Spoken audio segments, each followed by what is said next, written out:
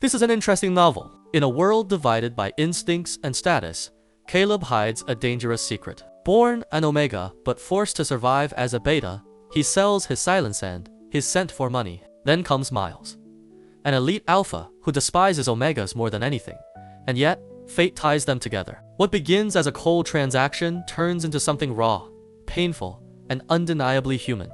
When Caleb's secret and Miles' past collide, love becomes a battlefield between pride and forgiveness, hate and yearning. This is not a story about passion. It's about control, survival, and the cost of being seen. Because sometimes the deepest bonds are born not from trust, but from the lies we tell to protect ourselves. Next, please enjoy this novel. For money, I am a disguised Omega pretending to be a Beta, ended up with Miles. He hated Omegas more than anything, yet I accidentally got pregnant. Before it began to show, I ran away. Later, I lived alone in a small rented apartment, heavily pregnant and hiding from the world. One night, I suddenly smelled his scent in the air. I thought it was a dream. Tears welled up as I opened my eyes, only to meet Miles's cold, shadowed gaze. He said to me, "Whose child are you carrying? Tell me the name, and we'll make sure the father pays the price." I was a defective Omega, my glands were underdeveloped, almost scentless. Most people thought I was a Beta, including Miles. Normally, someone like me would never even cross paths with an elite Alpha. But one night, during his unstable cycle, I was serving drinks at a private club, and I accidentally spilled wine all over him. The room fell silent. Everyone looked at me with pity and fear. Another one who doesn't know what death is. He dared to mess with Miles during his cycle. The last person who tried that ended up in the hospital.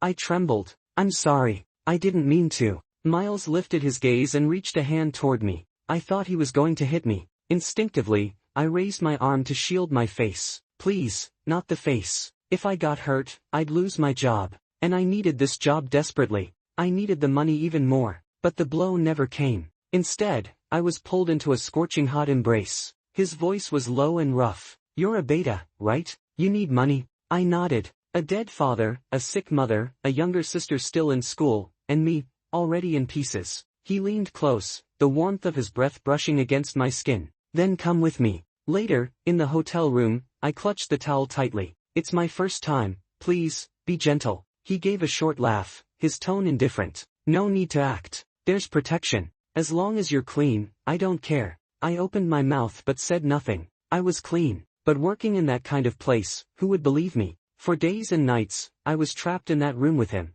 At first, he held back a little, but soon, his restraint vanished. An Alpha in that state was like a beast unleashed. My neck and shoulders were covered in marks. I bit the pillow to keep quiet, tears soaking through the sheets. And when Miles woke up, it was as if he remembered nothing. A temporary amnesia from his condition. I struggled to my feet, ready to ask for the payment he promised. But he grabbed me by the throat, pressed me hard against the nightstand, eyes full of disgust. "What trick did you use on me?" His grip was too strong. I could barely breathe. You were the one who asked me to stay with you." He looked down at me, cold and arrogant. "You think I'd fall for someone like you? Just a regular Beta, no scent, no figure, and your face is just..." He stopped mid-sentence, staring at me for a long moment. Then, to my surprise, the tips of his ears turned red. "Just average," he muttered, and released me. I lowered my head. As a defective Omega, I was used to such words, but they still stung. Then his voice came again, detached and cold. "Did you use protection?" I shook my head, clutching the edge of the blanket. "You didn't let me." During those nights, whenever I tried to reach for it, he'd stop me, pinning my hands down. Desperate, I finally confessed. "Mr. Miles, actually, I'm an Omega. I'm afraid of getting pregnant." He pressed my wrists above my head, his tone low and oddly gentle. "Then if you do, you'll keep it. I'll take care of it." I closed my eyes and gave up resisting. But now, all I could see in his eyes was suspicion. I laughed bitterly. Of course, he'd forgotten everything. Men always forget what they say in the dark. In the end, Miles handed me a check. "Don't think this can get you anywhere. I've seen too many like you." After he left, I crouched on the floor and picked up the check he had thrown away. It was a lot of money. So why did it make me want to cry? Later, I learned that Miles despised Omegas. A small part of me felt relieved. At least he didn't know the truth about me. With his money, I paid for my mother's surgery and my sister's tuition.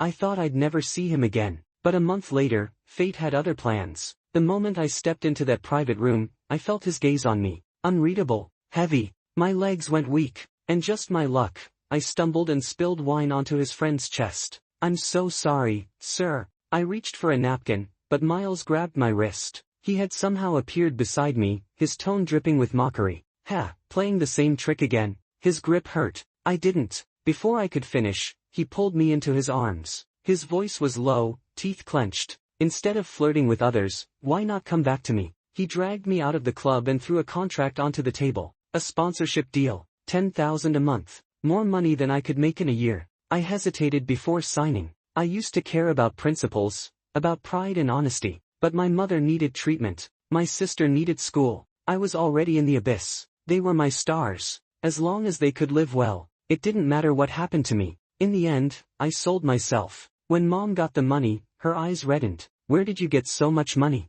I couldn't lie. I just lowered my head. She tugged at my sleeve, and saw the faint marks on my skin. The ones Miles had left last night. Her eyes filled with tears, trembling hands reaching for the 4-tube. "Son, let me go. I don't want treatment anymore." My body shook. My throat tightened. Just then, my sister's cheerful voice broke the tension. "Brother, I paid my tuition today." Mom froze, turning her back quickly. I pulled up my collar and smiled. "Good. I'm glad." She threw herself into my arms, nuzzling like a child. Mom covered her face, quietly holding back her tears. Finally, I took their hands and smiled. "Both of you, live well. Because only if they lived well, could I keep living too." When I stepped out of the hospital room, I saw Miles leaning against the wall, waiting. He brushed his thumb under my eye. "You look heartbreaking when you cry." I said nothing. If he hadn't marked me last night, none of this would have been discovered. He'd been like a wild thing, leaving his marks everywhere, as if claiming me.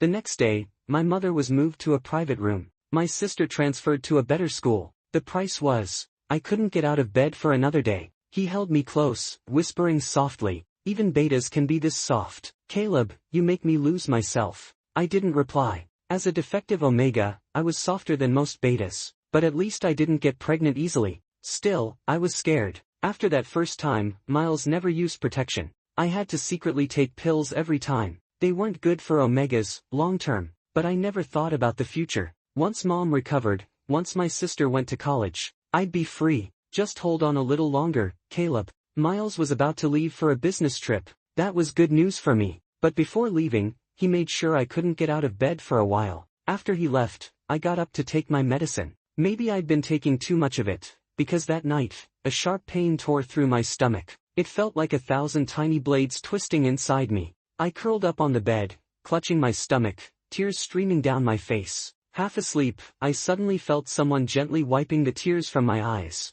I opened them. Through the haze, I saw a familiar shadow and thought I was dreaming. I reached out and brushed against him. "Dad, is that you?" But Dad never came to me in my dreams after he passed away. He probably still blamed me. The voice in my dream was low and warm, calling me Dad now. "I'm gone for one night and you already managed to get yourself into this state." A large hand pressed over my stomach, rubbing it gently. Good thing I couldn't stop worrying and came back. "Tomorrow I'll take you for a checkup." At the word checkup, I woke up completely. I grabbed Miles's wrist, face pale, shaking my head. No, I couldn't let that happen. If I went for an exam, the truth that I was an omega would be exposed. Under his questioning gaze, I lied. "I'm afraid of doctors." He sighed. "All right, whatever you say." Relieved, I closed my eyes. But the next morning, he still brought a doctor to the house. He said it was his friend from medical school. Miles held me down firmly, insisting I go through a full examination. "Don't worry," he said softly, "Noah will be gentle." During the checkup,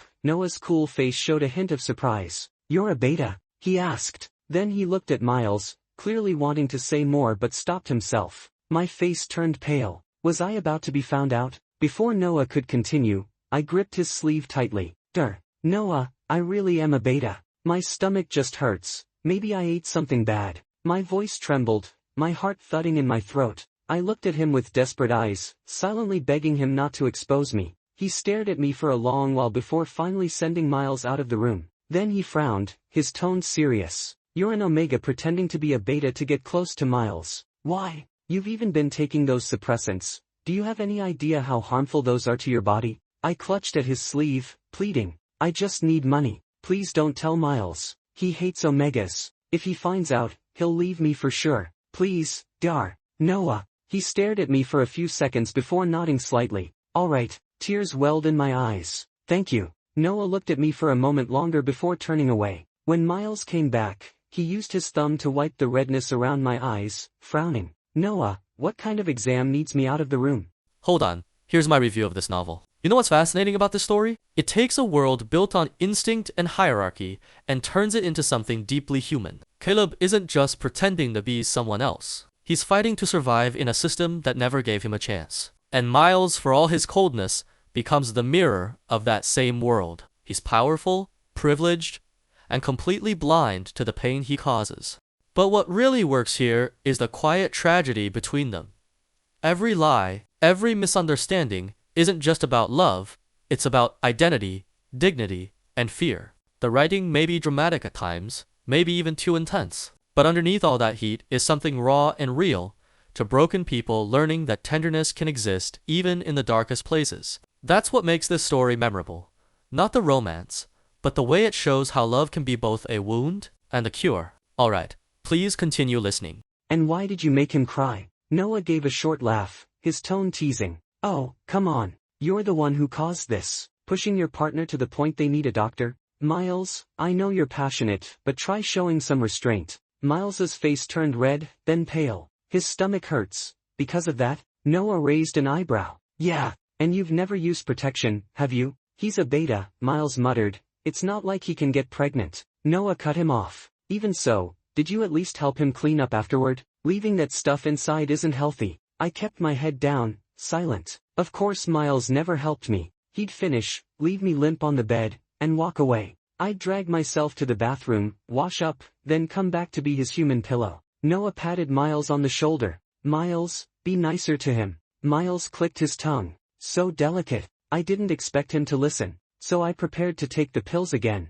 But when his next heat cycle came, Miles reached for a packet and tore it open. I froze. He was actually willing to use protection. Not only that, his movements were gentler than ever. So gentle it almost hurt. He brushed against my neck, his voice husky. Caleb, does it hurt? I buried my face in the pillow and shook my head. You don't have to ask. But he didn't stop. His teasing voice came again. What about now? Come on, answer me. It was as if he'd discovered a new game. I bit my lip hard, mortified. His long fingers played with my flushed ear, voice rough yet amused. You're warmer than usual. I stared at the ceiling, dazed. Miles kissed my temple softly. You're so adorable, he murmured. The words exploded in my chest like fireworks. Then, belatedly, I realized what he had called me. Adorable? Had I heard that right? That kind of endearment didn't belong between us. Before I could make sense of it, he picked me up. I instinctively tried to resist, but he caught my legs easily. Come on, baby, he said, let's shower together.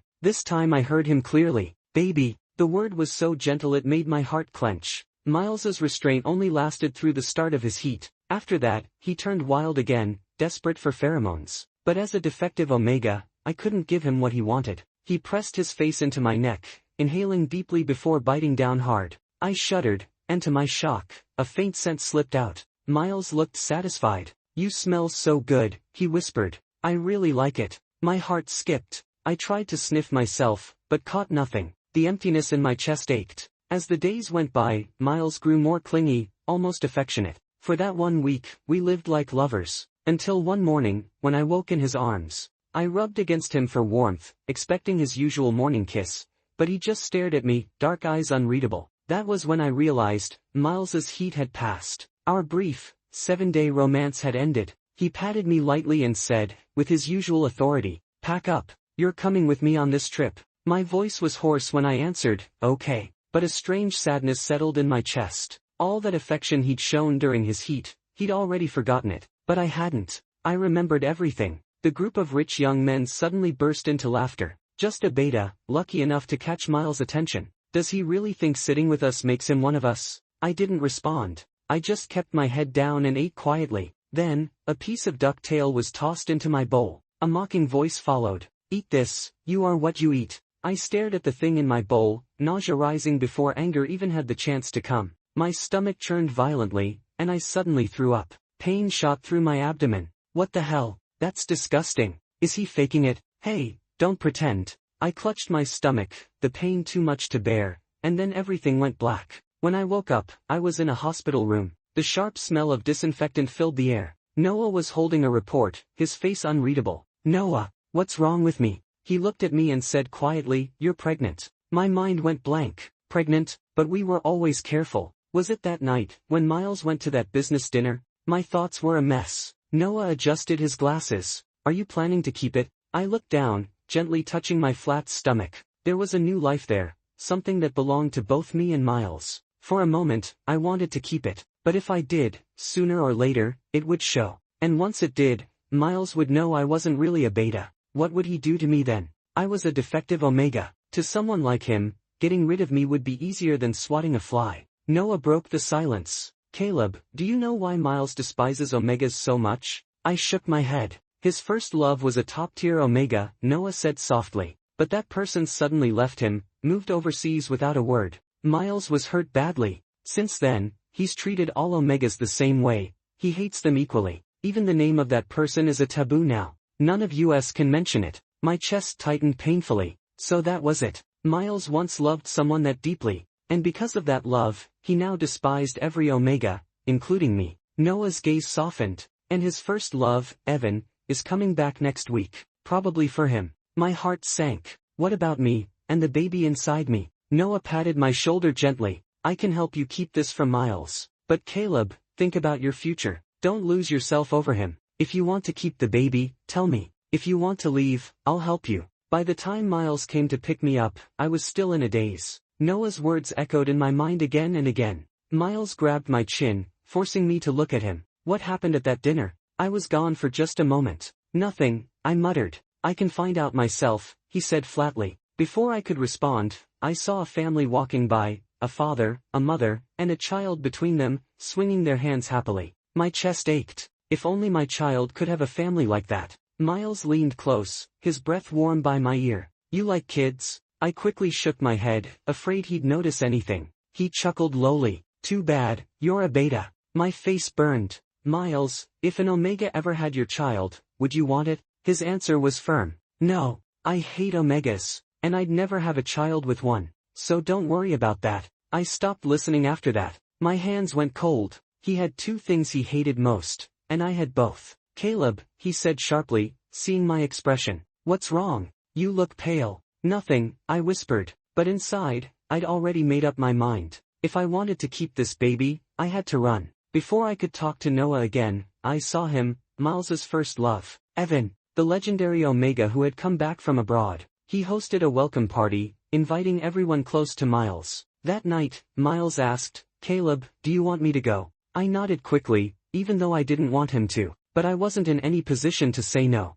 Miles didn't seem pleased. He gritted his teeth. "Fine, then we'll go." I didn't expect he'd take me with him. When we arrived, the atmosphere froze instantly. Everyone remembered what happened last time, how Miles defended at mere beta. "Miles, we're here for Evan. Why'd you bring him?" "Yeah, this is our circle. Outsiders don't belong here." Miles's voice turned icy. "Caleb isn't an outsider." That shut them up. I glanced at Evan. No wonder Miles once loved him. He was beautiful, graceful, and confident. Evan smiled politely. "It's fine. If Mr. Miles wants him here, let him stay." He looked so dazzling that I couldn't help but stare, until Miles gripped my wrist hard. His voice dropped low. "Don't look at him." I quickly looked away, my chest aching. Even a glance at his precious Evan was enough to make him angry. At the table, everyone reminisced about the past, about how perfect Miles and Evan had been together. I buried my head lower and lower. This dinner was a mistake. Then Miles grabbed my hand, voice sharp.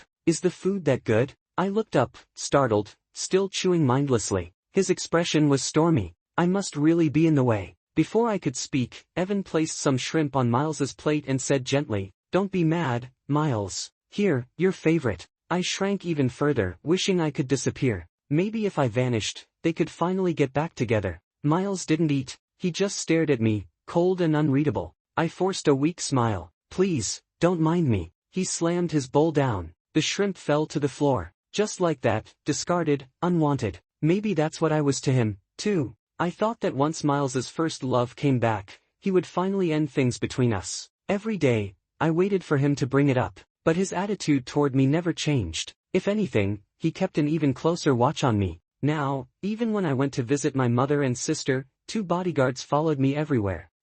Noah wanted to help me leave, but there was little he could do. As the days passed, my belly grew rounder. One night, Miles rested his hand on it and said casually, finally putting on some weight, "Looks like you've been eating well. Remind me to give Aunt Jenny a raise." I froze completely. I couldn't keep pretending anymore, so I finally brought up the idea of ending things. His face darkened, and with restrained anger, he asked, "Why?" I swallowed hard. "Evan's back. I think it's better if I leave." He gave a short, cold laugh. "And what does his return have to do with you leaving me?" My heart sank. Did Miles intend to keep both of us around? I'd heard that wealthy men could be possessive. Even if they didn't care anymore, they still wouldn't let go of what they owned. Maybe Miles was the same. If I could make him believe I loved someone else, maybe then he'd finally let me go. So I bit my lip and lied again. "I've fallen for someone else." His expression turned thunderous. "Who?" I hesitated. That night, he was furious. He grabbed me by the collar, demanding to know the name. But I couldn't answer. "Caleb," he said through gritted teeth, "you're mine. I'm not letting you go." His voice trembled with anger and something deeper I couldn't name. No matter how I tried to calm him, he wouldn't listen. By the time he finally left me alone, I was too exhausted to cry. The days after that were quiet but heavy. Miles didn't touch me, rarely spoke to me, but he also didn't let me leave. My belly grew larger and harder to hide. Then came a piece of good news. Miles was going on a business trip. He'd be gone for a week, and for the first time, he didn't insist on taking me with him. Before he left, he held my chin and warned darkly, "Behave yourself while I'm gone. Don't even think about running." I nodded obediently, but as soon as he left, I texted Noah. The night before my escape, I received an anonymous photo. It was taken in a cafe, Miles and Evan, sitting face to face. Evan was smiling, and Miles was wearing the watch I had given him. The reflection on the glass watch face hurt my eyes. I stared at the picture for a long time, until my resolve hardened completely.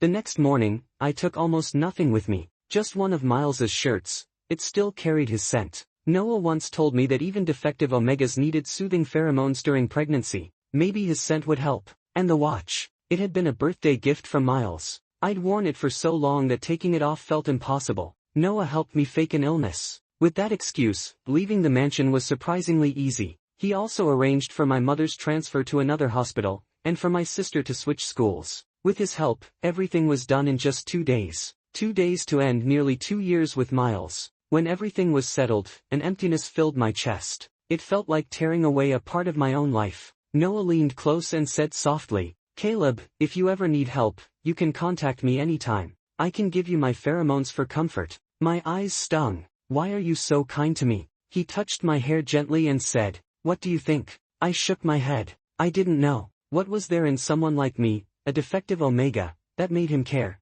Maybe he just pitied me. Before he left, Noah gave me a look that I couldn't quite read. "No wonder Miles can't ever win with you," he said quietly. I looked at him in confusion, but he only smiled faintly. "Never mind." After that, I blocked all of Miles's contacts. I focused on resting in my small rented apartment. Noah visited from time to time. This time, though, he brought another alpha with him. The man glared at me the moment he entered. "So this is the little pet Miles left pregnant. Why do you keep asking my wife to help?" Noah's face turned red. "Who's your wife? Get out." After they left, I found Noah's earring on my table. I picked it up and went outside to return it, but then I saw that same tall alpha pinning Noah against a car, kissing him. Noah's eyes opened, meeting mine, filled with shock and something else. The alpha murmured lowly against his lips, "Be quiet, unless you want that kid you care about to find out, or should I prove it in front of him next time?" Noah slapped him, furious. The man just smiled, brushing a kiss across Noah's hand. "Did I hurt your hand, sweetheart?"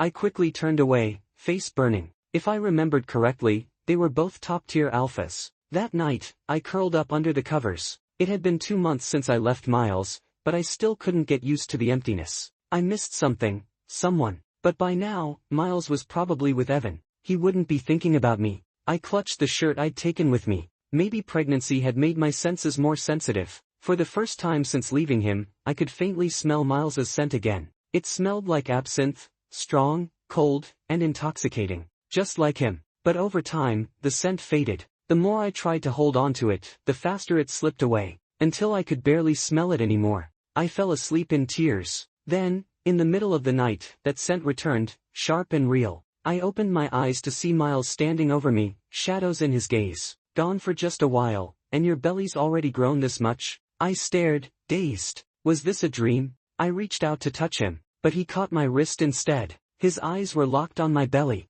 His voice was low and strained. Whose child is that, Caleb? Tell me. The pressure on my wrist told me it wasn't a dream. His pheromones were unstable. He must have been in a sensitive state again. Instinctively, I shielded my stomach, stepping back. Miles's eyes reddened. Why are you hiding from me? That man you like, he left you pregnant and alone in this dump, and you're still protecting him. I opened my mouth, but words failed me. Should I tell him that I'd lied? That I was never a beta? That I was the Omega who deceived him? Miles hated liars. He hated Omegas even more. And now that Evan was back, if he found out the truth, would he destroy everything, including the baby? So I whispered, it has nothing to do with you. I lowered my head, waiting for his anger, but instead, he gritted his teeth and said in a low, trembling voice, it does. Now tell me, whose child is it? Under his intense stare, my throat went dry. Finally, I murmured, yours. He froze. What did you say? I repeated, softly, it's yours.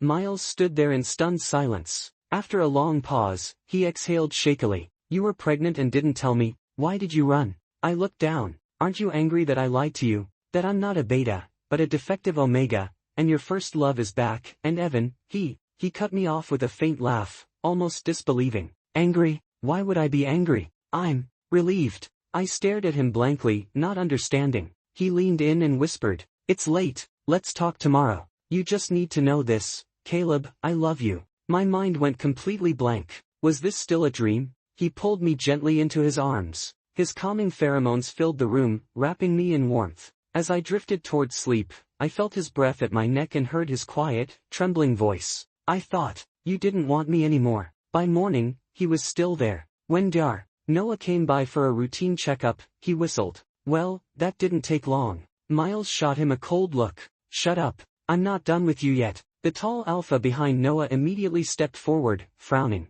Hey, don't talk to my partner like that. Miles turned to look at me, eyes soft but full of frustration. I looked away, still dazed. Even now, it didn't feel real. After the checkup, Miles brought me home again. The whole ride, I was nervous. What if Evan was there? But when we arrived, the house was empty, just the two of us. I tugged at his sleeve. Evan's not here. Miles's expression darkened. He can stay wherever he wants, but not here. This is our home. The only one who belongs here is you. Then, as if realizing something, he cupped my face and asked seriously, wait, don't tell me the person you said you liked was him. After a string of complaints, he sighed and muttered earnestly, baby, relationships like that never end well. I blinked in confusion. But, weren't you the one who loved Evan for years? Miles looked utterly defeated. Caleb, he sighed, sometimes I just want to open up your head and see what's inside. What do I have to say for you to finally believe that I've always loved you? His face flushed slightly after that confession.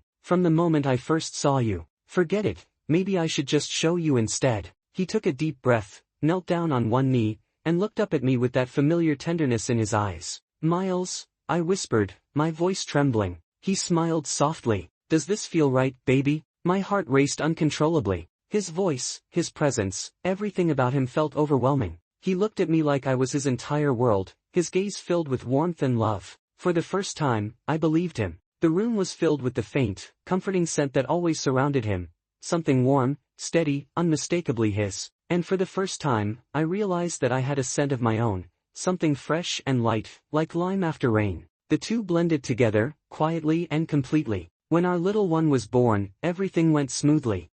Noah personally oversaw the delivery with a team of specialists. As soon as the door opened, Miles didn't even look at the baby. He rushed straight to my bedside, gripping my hand tightly. Baby, does it hurt? He asked, eyes slightly red. I shook my head weakly, smiling through tears. Time passed, and life began to settle. My mother's health improved, my sister was accepted into a good high school, and everything seemed to move toward peace. One night, after Miles had put our child to sleep, I couldn't help taking out an old photo, one of him and Evan. I'd secretly saved it back then, thinking I might need some kind of memory if I ever had to leave. Miles froze when he saw it. Baby, I swear, that was a setup. I only met him for a business dinner. He was already engaged at the time. You have to believe me, I'm innocent. It later turned out the photo had been sent by Noah. When Miles found out, he was furious. Apparently, Noah got quite the scolding over the phone. A few months later, when our child was a bit older, Miles suddenly asked,